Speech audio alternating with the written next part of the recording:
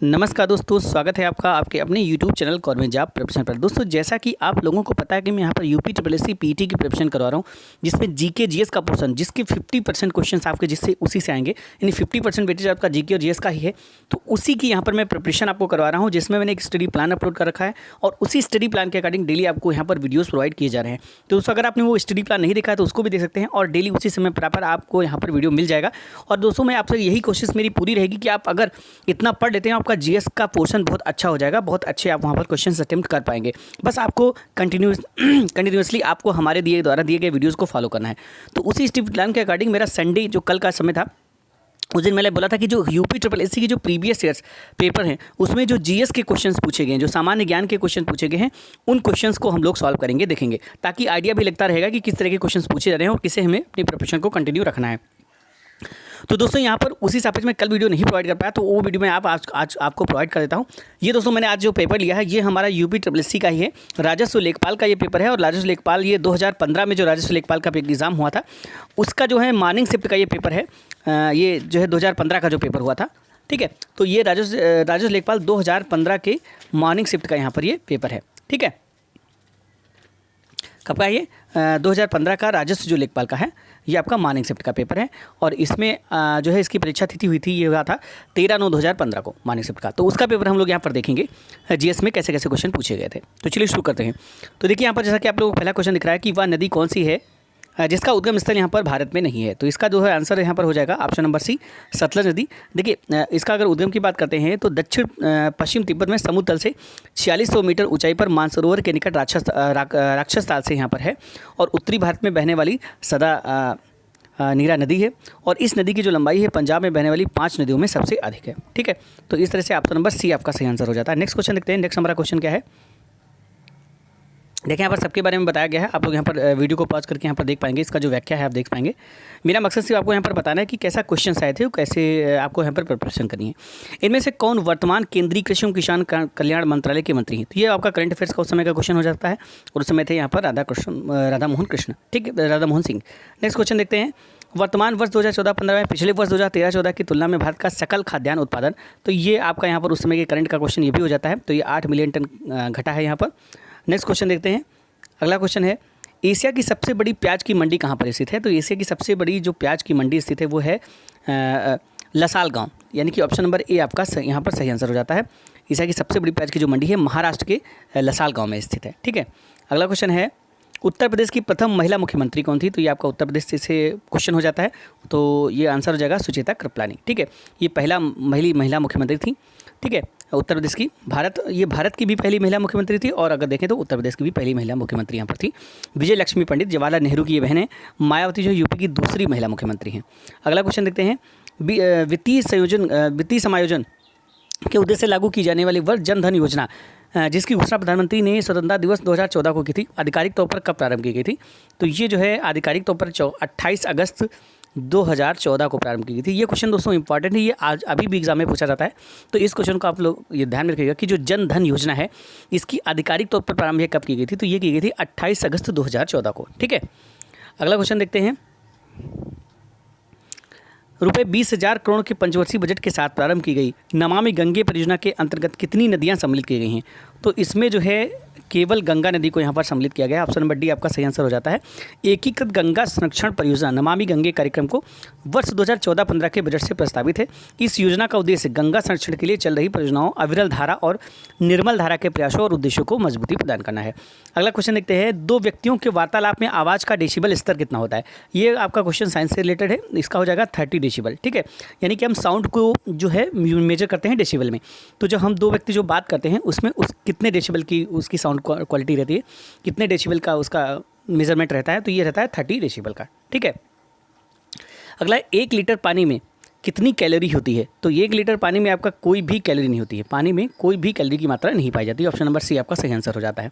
Next है, अग्नि दुर्घटना में क्या अधिक तपिश पैदा करता है। तो ये आपका आंसर हो जाएगा पॉलीमर। ऑप्शन नंबर बी, आधुनिक सामग्री पॉलीमर, लकड़ी, पत्थर, ईंट आज से अधिक तपिश पैदा करती है, ठीक है। अग्निशमनकर्ता, अग्नि विरोधी कपड़े, नोमेक्स आर, पॉलीबेंजी, मिडाजोल, फाइबर और हेलमेट का प्रयोग सुरक्षा के लिए करते हैं। तो आपका क्वेश्चन बन सकता है कि कौन से कपड़े का प्रयोग करते हैं।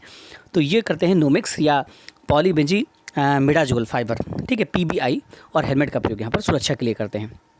नेक्स्ट है खाद्यान्नों का न्यूनतम समर्थन मूल्य प्रतिवर्ष कौन घोषित करता है? तो ये घोषित किसके द्वारा किया जाता है? तो इसमें से कोई ऑप्शन सही नहीं होगा, ऑप्शन बता देता हूँ यहाँ पर।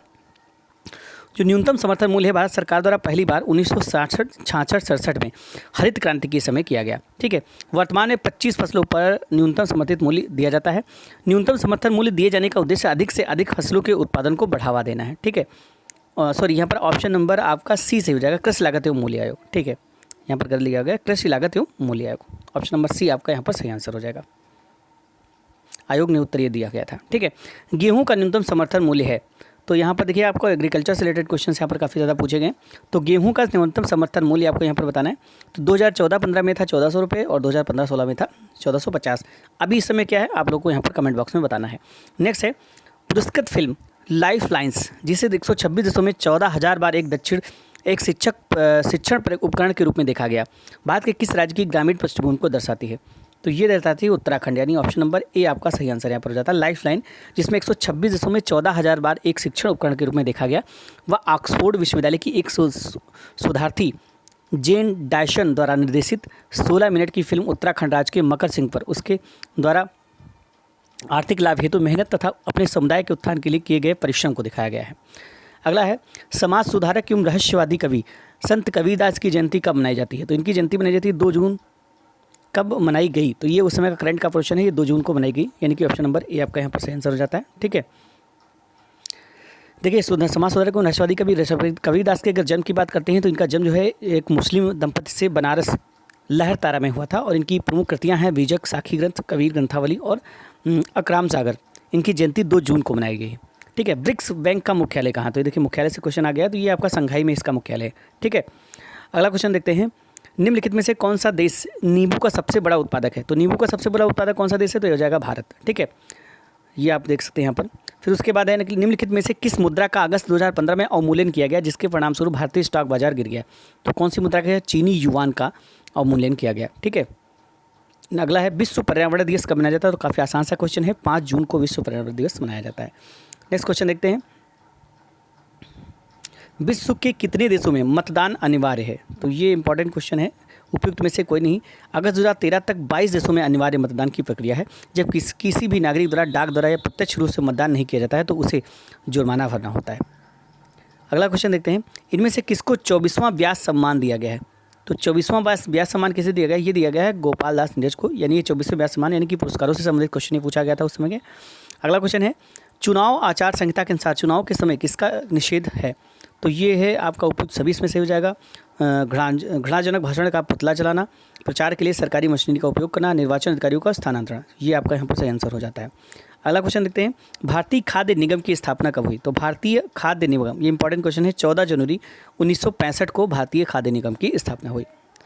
अगला क्वेश्चन है, जिस दिन भगत सिंह को फांसी दी गई वह शहीद दिवस के रूप में प्रत्येक वर्ष कब मनाया जाता है? तो ये आपका 23 मार्च को इनको फांसी दी गई थी, यानी कि 23 मार्च 1931 को भगत सिंह, सुखदेव और राजगुरु को फांसी दी गई थी और इसी दिन शहीद दिवस के रूप में मनाया जाता है।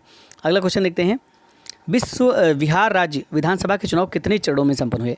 तो ये आपका पाँच चरणों में, ये उस समय का 2015 के क्वेश्चन की बात की जा रहे हैं।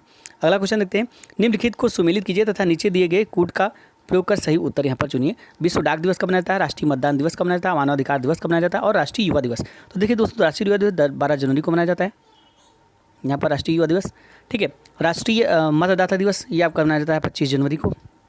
मानवाधिकार दिवस 10 दिसंबर को, मानवाधिकार दिवस 10 दिसंबर को। ऐसे एक मिनट फिर से बता देता हूँ, यहाँ पर आपका जो राष्ट्रीय युवा दिवस 12 जनवरी को मनाया जाता है, मानवाधिकार दिवस 10 दिसंबर को मनाया जाता है, ठीक है। राष्ट्रीय मतदाता दिवस 25 जनवरी को मनाया जाता है और विश्व डाक दिवस 9 अक्टूबर को मनाया जाता है। तो ये आपका यहाँ पर सही मिलान हो जाता है।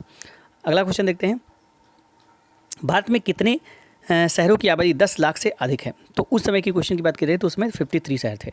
अगला क्वेश्चन देखते हैं, संकल्प प्रदान अभियान किसने आरंभ किया है? तो संकल्प प्रदान अभियान आरंभ किया गया था बिल गेट्स के द्वारा। ऑप्शन नंबर ए की यहाँ पर सही आंसर हो जाता है। अगला क्वेश्चन है, भूरी क्रांति किसको बल देने पर केंद्रित है? तो भूरी क्रांति जो है ये केंद्रित है कच्चे चमड़े के उत्पादन में वृद्धि, ठीक है। अगला क्वेश्चन देखते हैं, नेक्स्ट हमारा क्वेश्चन क्या है, वृहद सांची स्तूप किस काल से संबंधित है? तो ये जो सांची स्तूप संबंधित है मौर्य काल से संबंधित है। ऑप्शन नंबर डी आपका सही आंसर हो जाता है। नेक्स्ट क्वेश्चन है, इनमें कौन असंगत है? नीता मेहता, कुणाल कपूर, संजीव कपूर और तरला दलाल। तो इसमें नीता मेहता, संजीव कपूर, तरला दलाल ये सभी मशहूर शेफ हैं और कुणाल कपूर यहाँ पर अभिनेता है। तो आंसर आपका हो जाएगा यहाँ पर ऑप्शन नंबर बी। ठीक है, अगला क्वेश्चन देखते हैं। नेक्स्ट क्वेश्चन हमारा, किस एशियाई देश ने अपने देश के नए संविधान की रचना हाल ही में की है?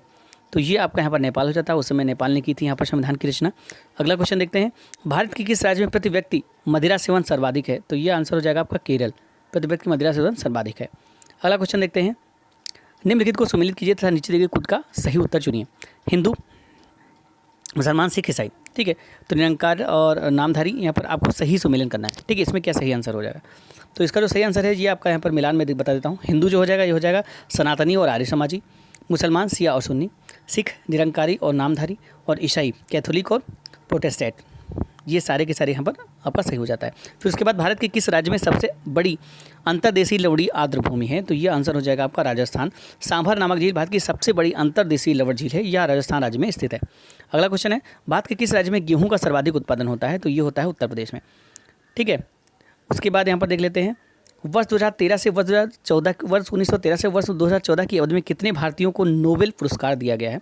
तो ये यहाँ पर हो जाएगा, इनमें से कोई नहीं सही होगा। इसके देखिए, इसमें सिर्फ इतने लोगों को, अच्छा भौतिक में यहाँ पर इतने लोगों को नोबेल पुरस्कार दिया गया। देखिए सबका मैं नाम बता देता हूँ और ये इंपॉर्टेंट भी हो सकता है हमारे एग्जाम के पॉइंट ऑफ व्यू से। तो देखिए, रविन्द्रनाथ टैगोर को सबसे पहले नोबेल पुरस्कार साहित्य के क्षेत्र में दिया गया था 1913 में। उसके बाद सीवी रमन को यहाँ पर भौतिकी के क्षेत्र में दिया गया 1930 में। फिर यहाँ पर डॉक्टर हरगोविंद खुराना को चिकित्सा के क्षेत्र में दिया गया 1968 में। मदर टेरेसा को यहाँ पर शांति पे नोबेल दिया गया 1979 में। सुब्रमण्यम चंद्रशेखर को भौतिकी में दिया गया 1983 में।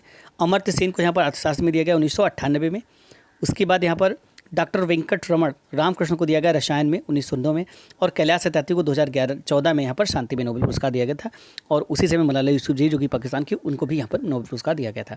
अगला क्वेश्चन देखते हैं, इनमें से कौन भारत का कार्यवाहक राष्ट्रपति नहीं था? तो आंसर हो जाएगा यहाँ पर option number B, doctor Zakir Hussain. ठीक है, अगला क्वेश्चन देखते हैं, नाइट्रिक अम्ल किस धातु पर बेअसर होता है? तो नाइट्रिक अम्ल होता है आपका सोना, इस पर जो है गोल्ड पर ये बेअसर होता है। ठीक है, अगला क्वेश्चन देखते हैं, भारत के किस तटवर्ती शहर में सबसे लंबा समुद्री पुल अवस्थित है? तो आंसर हो जाएगा मुंबई। ठीक है, तो ये दोस्तों यहाँ पर आप देख सकते हैं कि ये पेपर पूछा गया था राजस्व लेखपाल भर्ती परीक्षा 2015 में, और इस तरह के यहाँ पर क्वेश्चन आए हुए थे। तो दोस्तों यहाँ पर आप लोग देख सकते हैं कि इसमें करंट के क्वेश्चन काफ़ी ज़्यादा पूछे गए हैं। लेकिन चूंकि UPSSC जो पीटी का सिलेबस है उसमें हर चीज़ को डिफाइन किया गया है कि किस सब्जेक्ट से कितने क्वेश्चन पूछे जाएंगे। तो उसमें जो है आपका करंट का क्वेश्चन 10 नंबर का आना है। तो आपको करंट का टॉपिक भी बहुत अच्छे से प्रिपेयर करना है, क्योंकि 10 नंबर आपको सिर्फ करंट अफेयर्स से मिलने वाले हैं। 5 नंबर से आपको हिस्ट्री और भारतीय राष्ट्रीय आंदोलन, यानी कि 10 नंबर कुल मिला के हिस्ट्री से मिलने वाले हैं। 5 नंबर आपको जियोग्राफी से उसमें मिलने वाले हैं। 5 नंबर आपको उसमें इकॉनमी से मिलने वाले हैं। और 5 नंबर भारतीय राज्य व्यवस्था से मिलने वाले हैं। और 5 नंबर जनरल साइंस से मिलने वाले हैं। इस तरह से उसका सिलेबस डिफाइन किया गया है।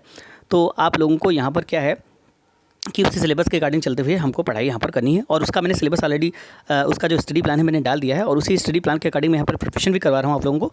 तो अगर आप लोगों को यहाँ पर फ्री ऑफ कॉस्ट यहाँ पर प्रिपरेशन उसकी करनी है तो आप हमारे चैनल को फॉलो कर सकते हैं। तो मिलते हैं इसी सीरीज़ के नए अपडेट के साथ, तब तक के लिए थैंक्स फॉर वॉचिंग।